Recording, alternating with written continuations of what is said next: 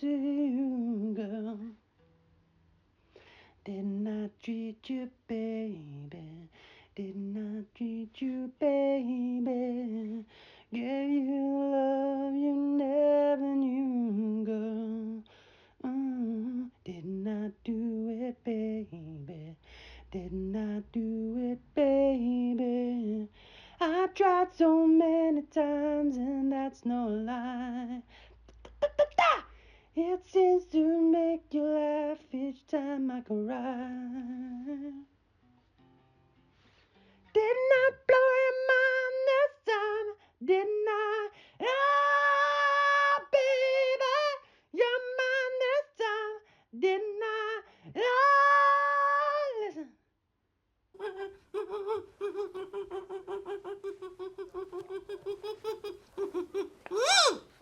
David? No, champion of nothing. Well, actually... I don't want to hear you making up stories of far-fetched accolades, Neil. You shouldn't be wearing that jumper. It's very misleading. Now, I've seen the danger man. Had a real long chat with him, actually. He was here, under the guise of Rob. No, Rob came to see you. Neil, whatever you think you saw and what actually happened are two very different things. Okay, so what do you think happened? I know what happened, and it was this. Rob came in to see me. Sure, it was Rob. I take no issue with that. He wanted to have a word because I'd been throwing accusations around, which I admitted on camera that I may have been a bit hasty to do so. But then he started talking about Orville and storage facilities and all sorts of disturbed and distorted things, and I got a strange feeling come over me. I saw his eyes change, and I knew the danger man had entered his body. Not a hand up him, like he was suggesting is the case with my good friend Orville, and just to clarify once again, I have never had a hand up me, so yeah, he was possessed. And I continued the conversation with him, kept my cool, and saw it out to the end. But boy, was I glad to have him out of the studio. I even tried to slip something into his tea, but I couldn't reach properly. And I'm not sure if any of it was actually in the cup. Right, so you did try to poison Rob? Not Rob, no, the danger man. Anyway, he left and no doubt changed back into Rob, but it was a very precarious situation and I was caught off guard.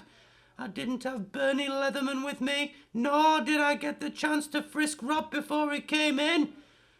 The way it played out was that I apologised for my past accusations and the air was cleared, but in fact the encounter just confirmed my belief that the danger man does indeed frequent the body of Rob from time to time. Perhaps it's not Rob's fault. Perhaps he invites him in. I can't be sure, but I can be vigilant and I can take extra precautions moving forward, and I will not hesitate to slip something into his tea if I ever see him change again. David, you can't do that. It's illegal and it's outrageous.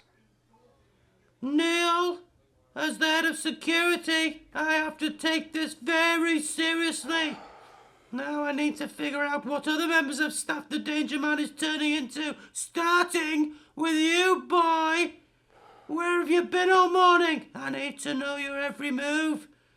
I mean, I already know, don't you worry. David has a staunch eye and a remote eye, and they have been working overtime since last week's breach. I just need to see if you're lying or not.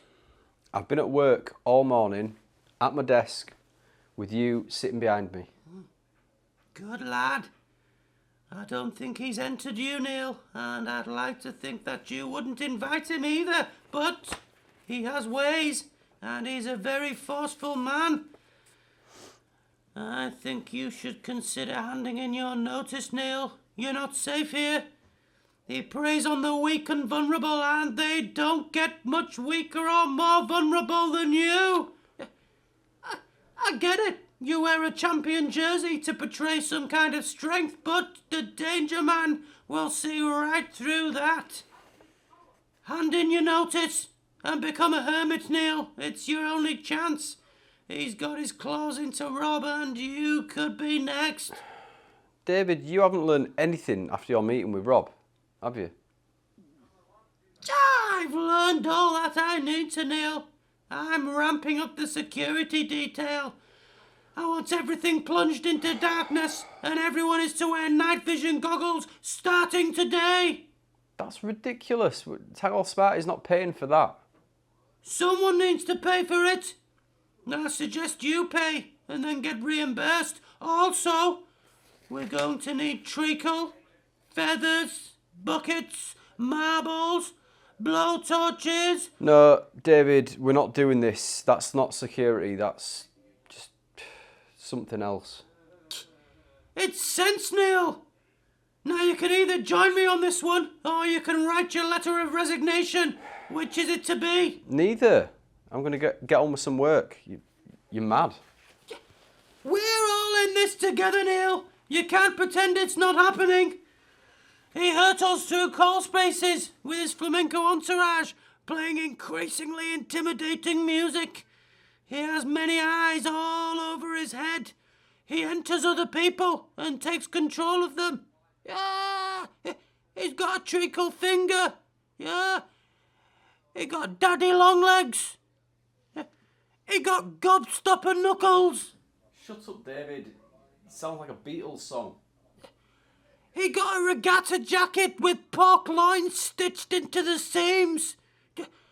He got marshmallow neck supports. His entourage all mutter amongst themselves really loudly. He got jellyfish gloves and seaweed blinkers.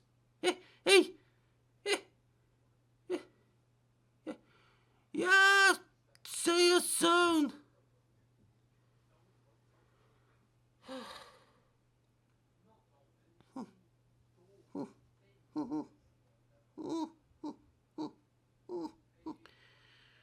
I love David.